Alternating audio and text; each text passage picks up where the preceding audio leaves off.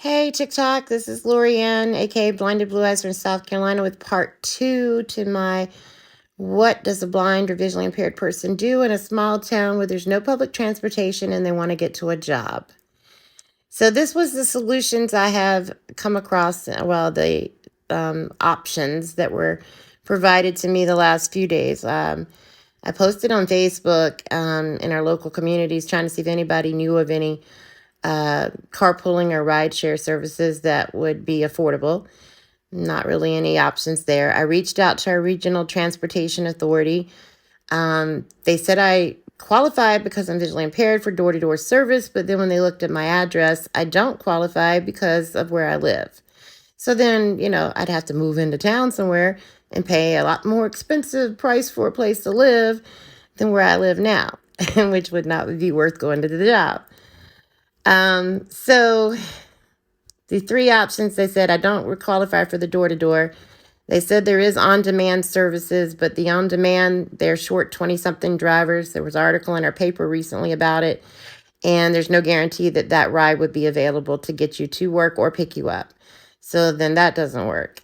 We have Uber, but Uber would be quite expensive because that is 15 miles one way, and it's no guarantee that there will be an Uber driver available during the times that I need to get to work. Because it is a small town, limited drivers. They said there was one bus that leaves from the bus station downtown, which is 6 to 8 miles from my house. So how would I get from my house to that bus station if I can't get from my house to the Air Force Base? The bus station is 6 to 8 miles, I think. It's somewhere around 6 miles or so. But that bus leaves at 6:10 in the morning. The job doesn't start to 8. So that means I would be getting to work quite early, but because it's only like maybe 10, 12 miles across town from that bus station to the base. But then I have nobody available to take me at that time of the morning, drop me off at a bus station. And I'm not going to ask somebody to get up that early for that.